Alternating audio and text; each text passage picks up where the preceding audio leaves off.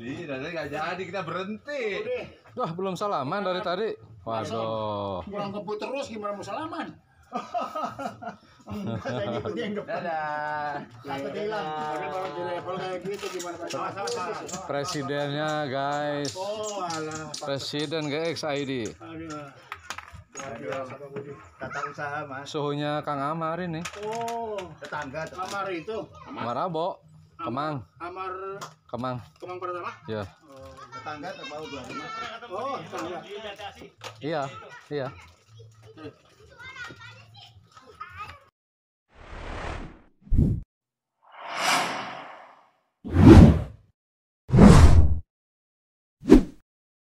Perno nih. Apa nyimek. Pilih. Nyimek berakhir di warung Endah aja. Kalau mau ngopi. Nyimek berakhir di warung Endah aja. Udah lama nggak sop kakap udah Oh, lama. makan kakap. Oh, ngono. Iya. Buka enggak iso? Lu bawa ATM enggak? Hah? Bawa ATM? Ah, ono apa ono bemben. Ono bemben wah. Katanya Bismillahirrahmanirrahim. Assalamualaikum warahmatullahi wabarakatuh. Kali ini Goloker di penghujung bulan Sya'ban, jadi di H-1 Ramadan atau dikenal dengan istilah munggahannya di kalangan masyarakat. Kami merencanakan goes ke arah lumbung padi. Kami janjian dengan salah satu rekan dari Jamrud, yaitu Bapak Hernawa di warung Situ Burangkeng. Nah, namun pada saat kami ketemu dengan Bapak Hernawa, beliau ternyata memakai sepeda freeride merek Adrenalin dengan ban besar. Tentunya kalau dengan kondisi sepeda seperti ini itu akan menyulitkan kalau kita menggunakan goes dengan jarak yang agak jauh. Rupanya Bapak Hernawa ini sudah mabok jalan aspal dan tanjakan. Setelah pekan kemarin kami mengadakan perjalanan keluar kota, yakni ke Kawah Putih di Ciwidey. Itu perjalanannya lumayan panjang, tanjakan 25 km, dominan aspal dan jalan makadam. Sehingga Pak Hernawa kali ini berkeinginan untuk menyusuri jalan setapak di seputaran jalur Cimek. Nah, setelah kami sepakat, ya kami akan melewati jalur Cimek 50. Nanti kami rencananya makan siang di warung Endah. Setelah sebelumnya kami cek di Google Map, itu kondisi warung Endah masih buka. Karena ada kekhawatiran di hari munggahan ini biasanya warung-warung pada tutup, karena si empunya yang warung biasanya libur pada punya acara munggahan dengan keluarganya. Nah, baiklah, kami mulai start dari Situ Burangkeng sekitar pukul 8. Kami langsung dari Situ Burangkeng masuk ke jalur Sadeli. Jadi jalur Sadeli ini merupakan jalur pematang sawah yang membelah sawahan penduduk. Awalnya jalur ini sangat sempit ya pematangnya, sehingga disebut jalur silet. Tapi kemudian jalur tersebut menjadi makin melebar sehingga lebih newbie friendly. Pada awalnya hanya yang jago-jago saja yang dapat melintasi jalur ini, tapi kali ini sepertinya semua biker MTB dapat melewatinya. Nah, dari jalur Sadli ini kami lanjut ke jalur Ketan. Jalur Ketan merupakan jalur favorit para goeser Bekasi ya, yaitu menghubungkan Cisaat dengan Cimuning. Nah, namun sayangnya di jalur Ketan ini saya tidak sengaja mencet mode web cam sehingga kameranya menghadap ke badan saya hingga sampai di Cisaat. Nah, jadi pada kali ini tidak ada dokumentasi mengenai perjalanan dari jalur Ketan hingga ke kebun bambu, kebun hutan raya Cisaat ya. Ya, setelah melintasi jalur Ketan, kami masuk ke melipir ke belakangnya Taman Lansia yang merupakan perkebunan salak yang masih rimbun, namun jalanannya sebagian sudah dibeton. Ya, no problem, yang penting masih adem. Nah, dari Taman Lansia kami naik ke kebun bambu menuju Sumur Ambaro ya. Mungkin sekarang sudah tidak ada itu Sumur Ambaro. Nah, di seputaran Sumur Ambaro tiba-tiba di belakang kami ada seorang biker yang minta bergabung karena melihat kostum kami yang berpenampilan off-roader ya, dengan sepeda MTB dilengkapi dengan ban bertapak lebar. Rupanya beliau mendeteksi kami ini rombongan yang suka belusukan menuju jalan-jalan setapak. Nah, beliau asalnya bersama teman-temannya bergabung, tapi begitu melihat rombongan kami, beliau memutuskan untuk bergabung dengan kami, meninggalkan teman-temannya yang mungkin akan menyusuri jalan aspal. Nah, ternyata pas ngobrol-ngobrol, beliau bukan orang asing, yakni kami teman goes yang lama. Saya mengenal beliau itu sekira tahun 2012 saat mengadakan trip goes HM ke Garut ya. Namanya Bapak Budi Yakin. Beliau tinggal di Kemang Pratama dari komunitas Braker. Ini nama komunitas goeser dari Kemang Pratama dulu, atau sekarang namanya masih Gebraker atau nama lain. Nah, kami sudah lama tidak goes bersama Bapak Budi. Rupanya beliau sekarang aktif di komunitas gravel ya, dan beliau sendiri menjabat sebagai presiden GXID yang fokus pada kegiatan goes dengan genre gravel, yaitu suatu genre baru di pergoesan, yakni memadukan mungkin antara sepeda MTB dengan sepeda balap ya. Jadi geometrinya seperti sepeda balap dengan menggunakan rock bar, stang yang melengkung ke bawah dengan ban kecil. Tapaknya kecil tapi mempunyai kembang-kembang, sehingga ban tersebut dapat melintasi trek tanah.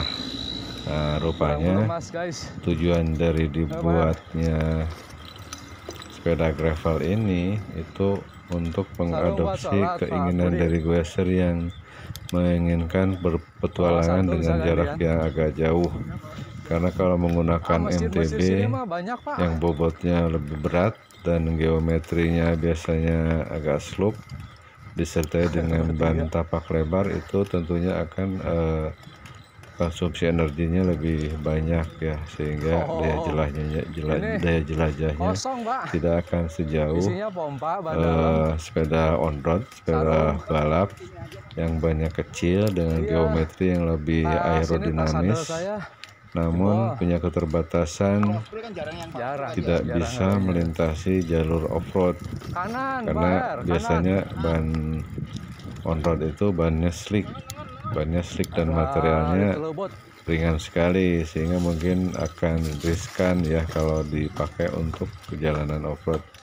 Maka dibuatlah oleh pabrikan sepeda itu jenis sepeda gravel, yaitu antara sepeda MTB dengan sepeda jalan raya.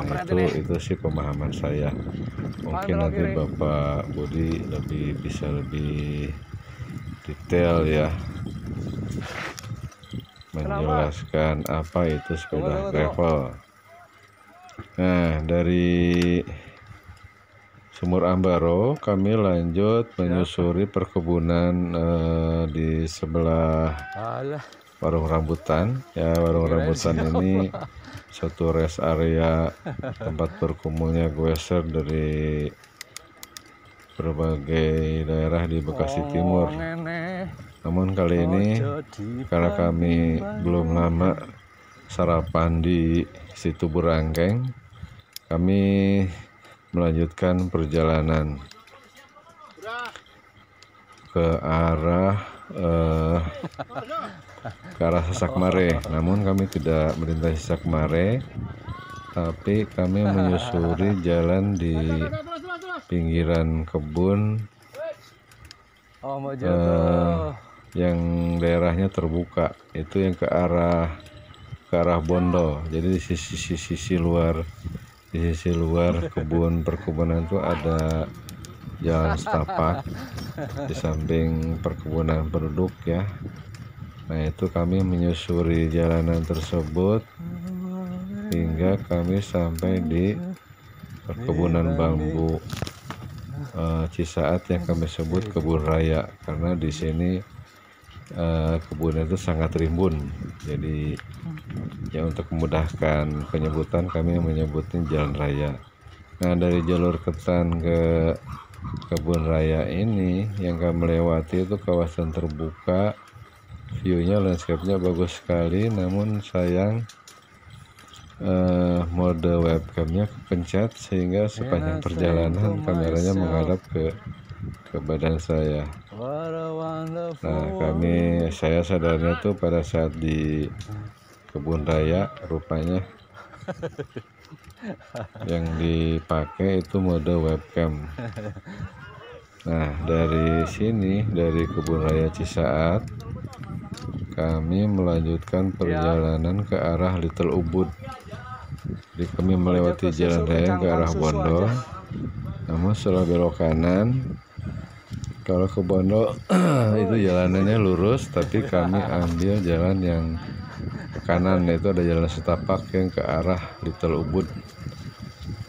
Gak jauh setelah kami belok, di belakang kami rupanya banyak rombongan goeser dari Narogong yang hendak ke Little Ubud, tapi melewati jalan aspal, jalan beton ya. Terus kami tawarkan untuk bergabung untuk melewati jalan setapak yang kami lalui. Nah, tidak lama mereka bergabung bersama kami sampai ke Little Ubud. Dari Little Ubud kami menawarkan kembali untuk goes bersama, tapi rupanya mereka punya keterbatasan waktu sehingga mereka berjanji lain kali saja nanti bisa gobar dengan kami. Nah, kami melanjutkan perjalanan ke arah Jatisari. Jadi ya, masih melewati perkebunan penduduk ke arah Jatisari.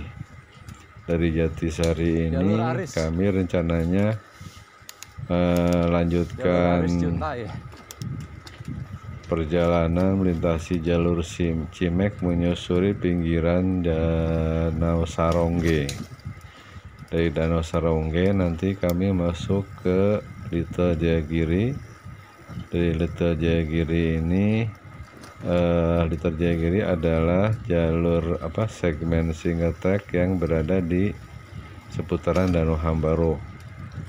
Itu kami namakan Little Jayagiri karena di situ masih banyak pohon-pohon yang agak besar ya, yang suaranya seperti di hutan Jayagiri. Jadi meskipun kecil, tapi suasananya mirip lah, atau dimirip-miripin, sehingga untuk memudahkan kami menyebutnya Little Jayagiri. Nah, dari Little Jayagiri ini kami berencana makan siang di Warung Endah. Nah, cerita dari Jatisari ke arah Warung Endah nanti akan kami sampaikan di video berikutnya. Demikian, wassalamualaikum warahmatullahi wabarakatuh.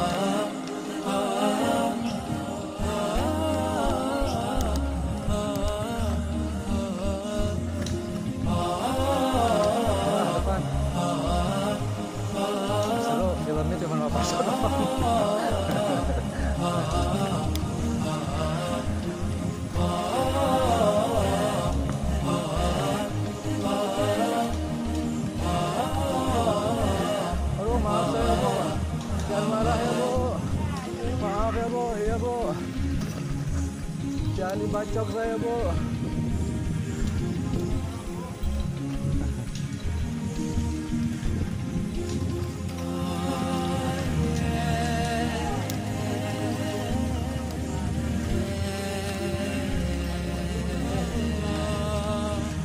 Tenang Pak Parso, itu jadi tanda Pak Parso di depan.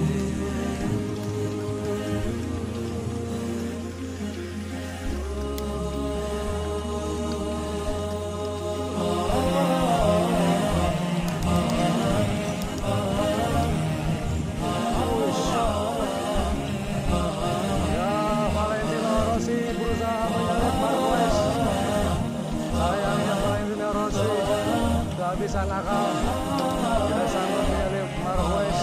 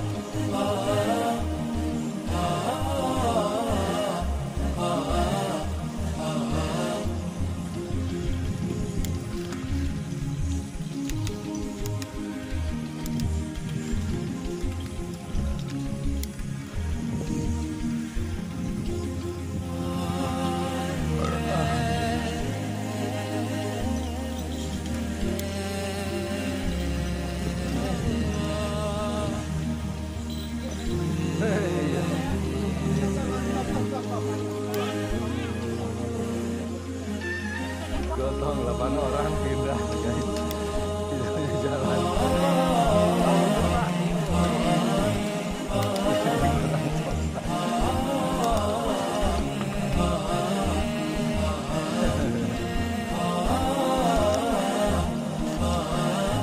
Ya.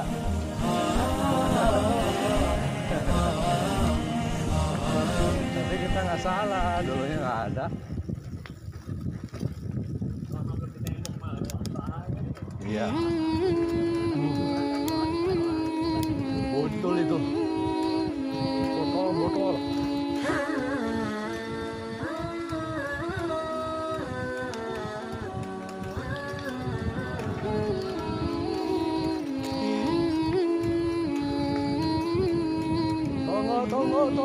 Tunggu. Belakang jauh.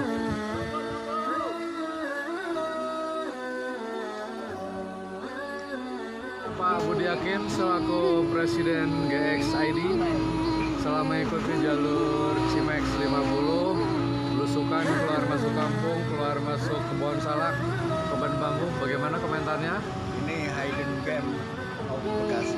Ois. Pasti coba. Hidden. Nanti bareng saya juga boleh. Nanti Mas Aris dan ikutin. kawan-kawan dari Ya, boleh. luar biasa. Cobain. Oke. Jadi nggak pernah lurus ya Pak jalurnya? Oke, mantap sekali. Bola belok terus. Dan bisa digunakan pakai sepeda gravel ini. Ya, nih sepeda gravel nih. Nih Pak Budi pakai sepeda ini guys. Sepeda gravel. Sepeda gravel. Bannya 34. Bannya 34. Nah, Memang ban cyclocross ya, ban gravel ya. Cyclocross ya. Bisa lah untuk rute-rute Yang ini kalau saya sepeda MTB nih. teman-teman semua pakai MTB. Iya, MTB tuh. Semua nih. Ban 225 semua nih rata-rata. Karena beliau ini presiden GXID, jadi harus pakai sepeda gravel guys. Baik, terima kasih Pak Budi ya, Terima jangan kasih kapok-kapok sudah ya. diajak main-main ke Ya, kembali sama-sama. pelan nih kalau saya nih. Ah. Luar biasa. temen-temennya nggak ikut, sama temen-temennya. Enggak lah, memang takdir. Udah takdir. Benar Allah. Terima kasih Pak Budi. Ya, terima kasih.